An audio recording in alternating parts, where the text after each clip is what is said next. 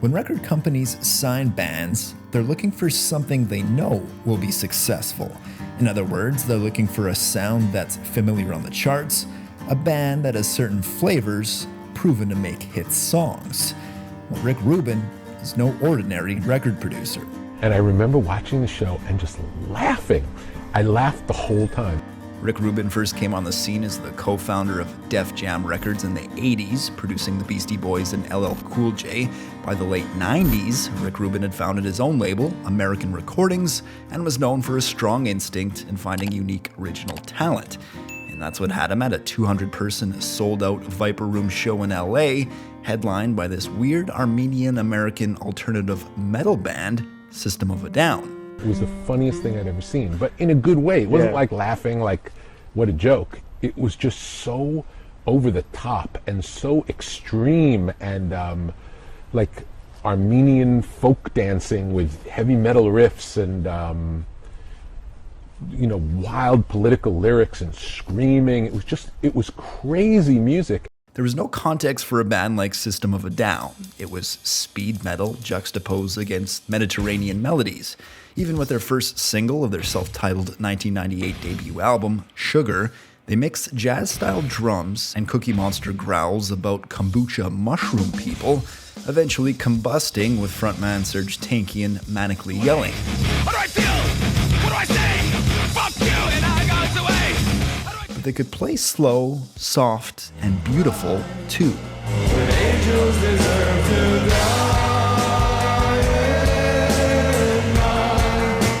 Why concentrate on one emotion? Most bands, I've noticed, have one package. You can cut and paste some of their songs and kind of make a medley out of them, and no one would really, they'd know the difference, but, it would be very similar.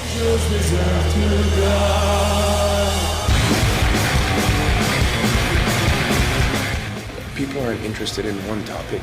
You don't wake up and think about politics all day. You don't wake up and think about love all day or hate all day or anything all day, So why not include that in your music? Why not live your life through your songs completely? I think we add a few flavors to the heavy thing that a lot of people don't usually add. A lot of people don't usually mix jazz and hardcore or waltz and, distortion. We'll do that stuff. I just want people to view System of a Down as like a band that wants to make an artistic statement as artists.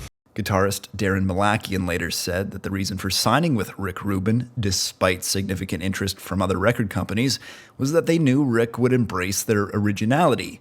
Rick didn't follow trends, he only went with his instincts. There are certain rules of heavy metal, let's say, that everyone sort of follows those rules. System of a Down were a heavy band, you could say a heavy metal band, who didn't follow those rules. So they didn't have the rhythms that you'd hear in a typical, you wouldn't hear a Metallica rhythm, you'd hear a System of a Down rhythm, which was different. Dun, dun, dun, dun, dun, dun, dun. Like different gallops. It's rooted in their Armenian heritage.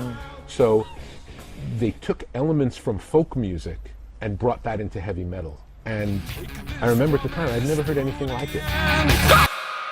Rick's first album with System of a Down was considered a success at the time, but by no means blew the doors off the industry.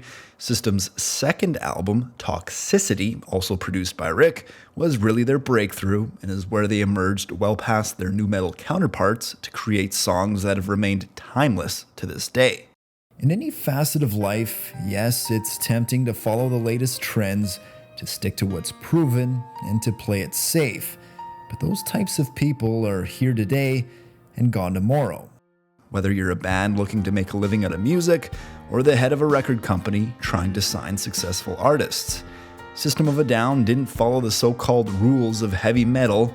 No one before sounded like System of a Down, and no one really since. And that's why Rick Rubin took that chance on them. They clearly didn't fit, but they were so good that they transcended not fitting. And those are the artists that I like the best. Those are my favorite artists. The ones that they don't really fit anywhere. They're not another in this mold. Those are the revolutionary bands. Those are the ones that change the world. Wake up!